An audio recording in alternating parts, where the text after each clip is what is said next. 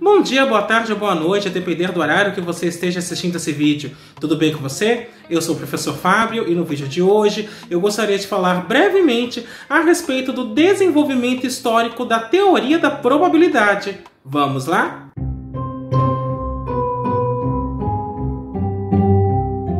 Antes de mais nada, eu vou pedir que você faça o já famoso cupocô, que é curtir, ou seja, deixa o seu like, aproveita e faz isso agora que você já não esquece.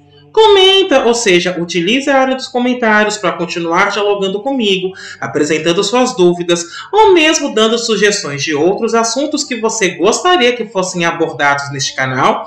E, caso você goste desse vídeo, compartilhe com seus contatos, compartilhe com seus amigos, compartilhe com aquele seu amigo que tem uma curiosidade a respeito da parte histórica da matemática.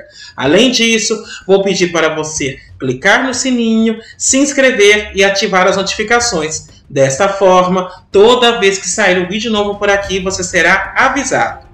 O objetivo desse vídeo em particular é falar brevemente a respeito dos principais fatos históricos que envolvem a teoria da probabilidade. Aqui é necessário fazer uma diferenciação.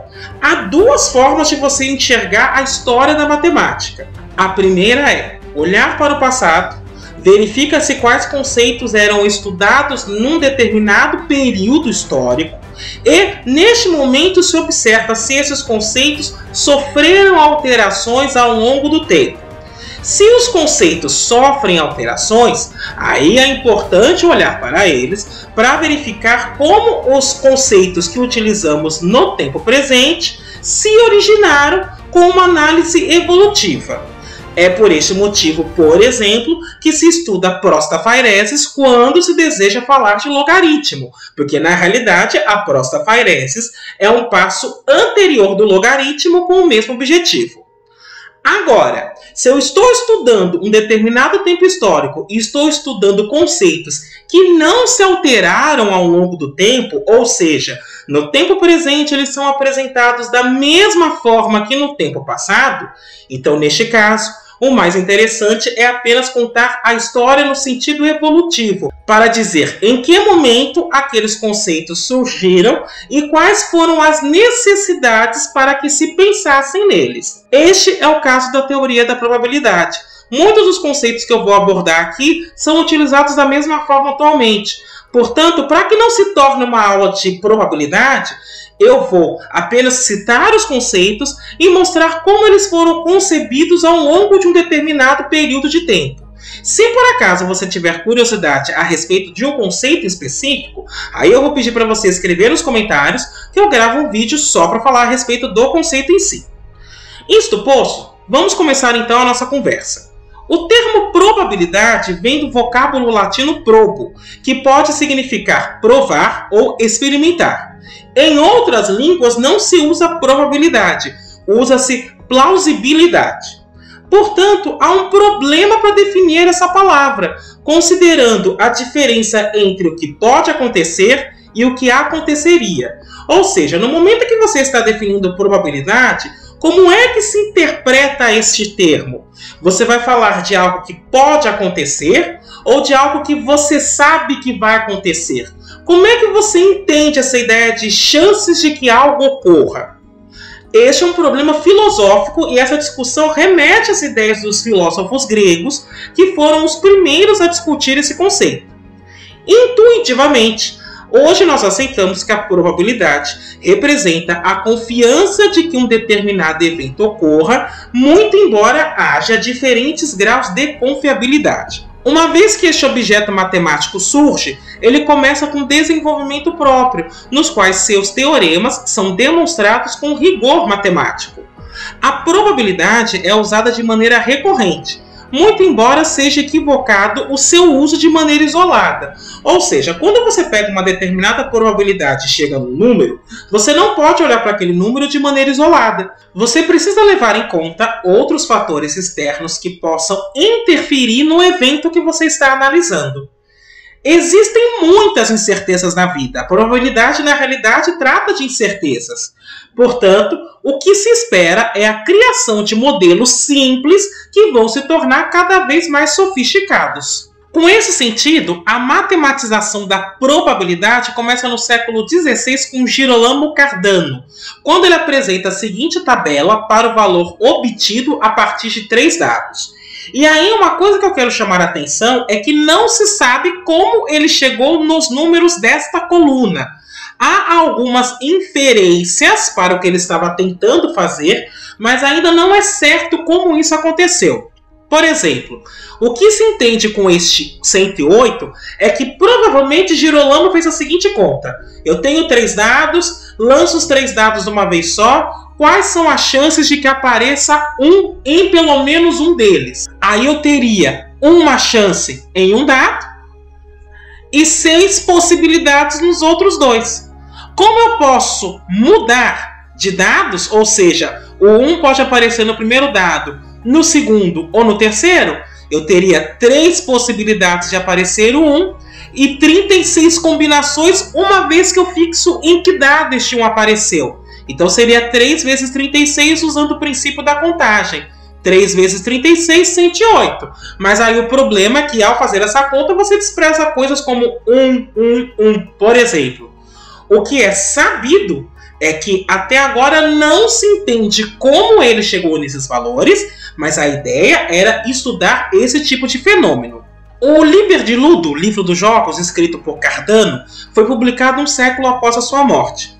Neste livro, Cardano apresenta a ideia de usar a letra P para probabilidade e definir para ela um número entre 0 e 1. E neste livro também é apresentado o seguinte fato.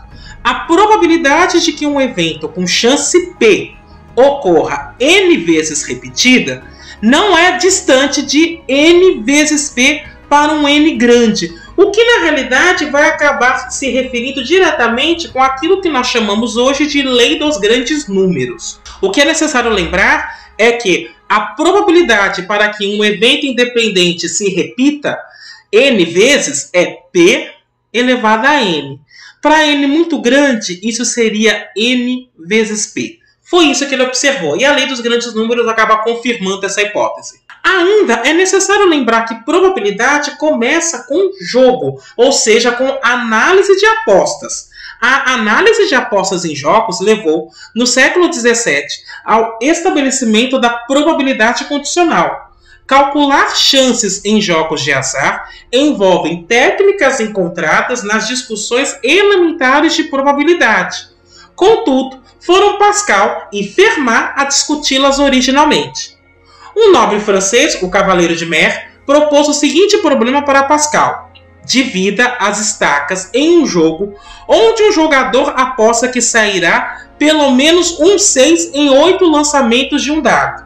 Contudo, o jogo acaba se, após 3 tentativas, o 6 não aparecer. Então, para ficar clara qual é a ideia, o jogo era o seguinte. Eu vou lançar um dado 8 vezes. Então eu lanço 8 vezes esse dado e verifico se apareceu o número 6. Não apareceu? Faço mais 8 lançamentos e verifico se apareceu o número 6. Não apareceu? Faço mais 8 lançamentos e verifico se aparece o número 6. Se após essa terceira tentativa o 6 não aparecer, o jogo acaba. A ideia é verificar quais seriam as chances então de eu ter pelo menos um número 6. O físico-matemático Christian Huygens, autor de um livro de ótica, escreveu um tratado de probabilidade em 1657. O livro, intitulado Sobre a Razão num Jogo de Dados, consiste de 14 proposições, contendo alguns resultados que já tinham sido obtidos por Fermat e Pascal. Além disso, ele vai considerar problemas multinomiais quando ele considera mais de um jogador. No caso de Christian, ele acaba considerando 3 jogadores. Ainda, nós podemos citar os trabalhos de Leibniz na defesa da probabilidade. Apesar de Leibniz ter escrito um tratado no qual se calcula as probabilidades para jogos de azar, o Leibniz em si ele não jogava.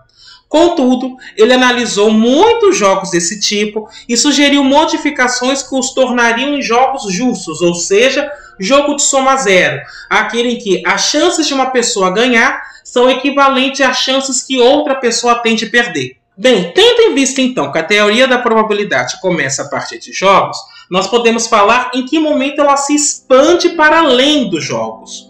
Um dos documentos que funda a teoria da probabilidade foi publicado em 1713, 8 anos depois da morte de Bernoulli. O livro é importante, tendo em vista que é ele que vai começar a expandir a ideia da probabilidade. O objetivo era aplicar este livro a algumas incertezas da vida. Bernoulli notou o evidente abismo entre teoria e aplicação, considerando que os métodos apresentados serviam para situações simples. Em situações mais sofisticadas, ele sugeria o uso de estatística. E quando eu estou falando Bernoulli, eu estou me referindo a James Bernoulli, porque a família Bernoulli participou ativamente da construção da matemática. Então, nesse caso, é de James Bernoulli. Bernoulli, no seu livro chamado A Arte da Predição, reproduziu os problemas de Huygens e deu sua própria solução para eles. Foi neste momento que Bernoulli percebeu a utilidade dos números binomiais para a resolução de problemas. Aliás, é neste tratado que, percebendo a necessidade de números, ele vai trazer a ideia daquilo que chamamos de números de Bernoulli. Ainda, ele imaginou a seguinte situação hipotética. Imagine que você tem uma urna contendo quantidades de pedrinhas brancas e pretas. Você não sabe qual é a razão entre essas quantidades, mas você sabe que consegue determiná-las utilizando a amostragem com substituição. Ou seja, você faz o seguinte: imagine que eu tenho uma urna com X pedrinhas brancas e Y pedrinhas pretas. Então o que você faz? Eu tiro uma pedrinha e vejo, é uma pedrinha preta. Vou substituir então por uma branca, para saber que tem uma branca a mais agora. Tiro outra pedrinha, é uma pedrinha branca. Vou tentar substituir por outra pedrinha branca. Então essa seria a amostragem com substituição que ele estava propondo. Após analisar essa situação, ele concluiu que seria possível obter um certo grau de certeza nessa razão se fosse tirada uma quantidade grande de pedras. Essa afirmação, então, seria a origem do que chamamos atualmente de Lei dos Grandes Números. Em 1711, antes dos textos de Bernoulli, o matemático francês Abraham de Moivre escreveu Doutrina das Chances. Na segunda edição desse livro, ele apresenta uma grande quantidade de análise numérica, útil para o cálculo de binômios com expoentes grandes. Como a notação E para o número de Euler ainda não havia sido definida, ele se refere a este número sempre como sendo um número cujo logaritmo é 1. Ainda, ele estimou valores para a distribuição binomial e, ao mesmo tempo, tentou deduzir uma unidade padrão para o estudo da probabilidade. No final das contas, essa unidade padrão seria o que chamamos hoje de porcentagem. Tal ideia, então, daria origem também ao conceito de desvio padrão, criado pelo matemático britânico Karl Pearson. Ou seja, nessa busca de achar uma unidade padrão, você acaba criando o que hoje a gente chama de desvio padrão. Por fim, De Moivre foi o responsável pelo estabelecimento do Teorema do Limite Central. Ele observou que a distribuição de probabilidades dos resultados dos lançamentos de uma moeda se aproximariam sob determinadas condições de uma distribuição normal. Ainda no campo da probabilidade, eu posso destacar o surgimento do paradoxo de São Petersburgo, que veio logo depois do estabelecimento dos primeiros conceitos de probabilidade.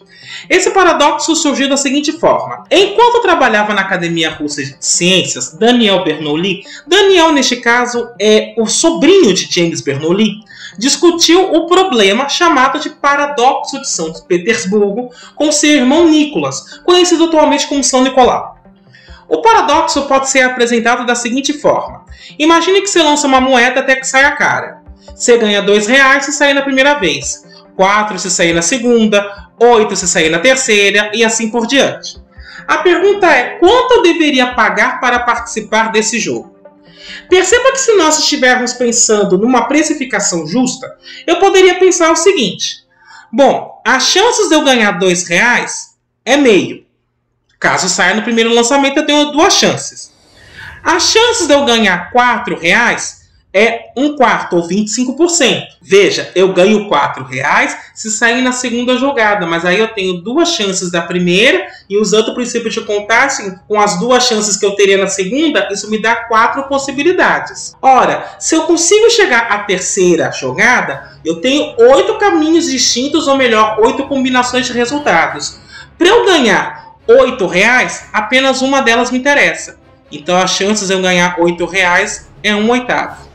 E assim por diante. Se eu fizer essa conta e for somando todas as chances possíveis, eu chego ao infinito. Portanto, olhando esse resultado, eu poderia pensar o seguinte: então o valor justo para cobrar das pessoas é R$10.000. A pergunta é, você pagaria R$10.000 para um jogo que você pode ganhar só 2? Então, este problema criou o que a gente chama hoje de paradoxo de São Petersburgo. E aí o que eles observaram era o seguinte, que na realidade, para você identificar qual seria um preço justo, você precisa considerar aquilo que a gente chama de utilidade. Então veja, se o X fosse o dinheiro que eu vou gastar para poder jogar, e o DX for o acréscimo, ou seja, o valor que eu ganharia, o que ele observou na realidade é que eu teria esta fórmula aqui. Ou seja, neste caso, integrando, utilizando uma técnica de equações diferenciais ordinárias, eu teria aqui y é k vezes ln de x, onde este y seria uma espécie de satisfação. Ou seja, a minha satisfação seria proporcional ao logaritmo da quantidade que eu estou disposta a pagar, ou da quantidade que eu pago. Ou ainda, eu poderia dizer que eu vou ficar mais satisfeito quanto menos dinheiro eu gastar, que é isso que significa a primeira equação. Uma outra explicação para este mesmo paradoxo é dada pelo matemático britânico John Venn, o mesmo dos diagramas de Venn. E neste caso, ele vai alegar o risco que você tem ao jogar um jogo desse tipo. E esta ideia, no final das contas, acaba sendo aplicada na teoria econômica da precificação. Portanto, quando você vai colocar preço em alguma coisa, você leva em conta este paradoxo, essa ideia que foi criada quando estava se desenvolvendo a teoria da probabilidade, levando em conta a relação entre satisfação e o gasto que a pessoa tem. Ainda no campo da probabilidade, eu posso destacar os trabalhos de Pierre e Simon Laplace. Embora ele seja conhecido primordialmente como astrônomo, ele desenvolveu trabalhos em física teórica e ele reconheceu a importância dos métodos probabilísticos na análise de dados. No livro intitulado Teoria Analítica das Probabilidades, ele demonstrou, de maneira independente, o teorema do limite central para variáveis aleatórias. Um outro matemático que eu quero citar é Legendre. No tratado a respeito de órbitas de cometas, Legendre era astrônomo, publicado em 1805, Legendre lida com um conjunto de equações que dependem de parâmetros que não são vistos em sua totalidade, mas podem ser observados pontualmente. Ou seja, ao longo de um período de tempo, eu não consigo entender como eles vão funcionar, mas de tempos em tempos eu sei quais valores são dados para esses parâmetros. Então, deste modo, o que ele buscava era um modelo teórico que melhor se encaixava nesses dados que podiam ser observados pontualmente. A solução que o Legendre encontra é o que atualmente chamamos de método dos mínimos quadrados. Foi daí que surgiu a ideia de pensar-se neste método para aproximar dados que são dados de maneira esparsa a uma curva contínua.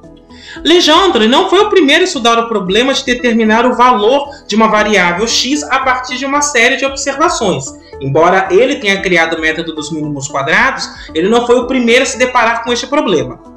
Em 1794, o então adolescente Gauss teve a mesma ideia, embora ele não tenha publicado à época. Contudo, a teoria que ele desenvolveu para resolver este problema leva ao que hoje chamamos de distribuição normal ou distribuição gaussiana. Por fim, considerando os principais nomes daquilo que chamamos de probabilidade clássica, é necessário destacar que surgiram algumas questões filosóficas enquanto este ramo da matemática estava se desenvolvendo.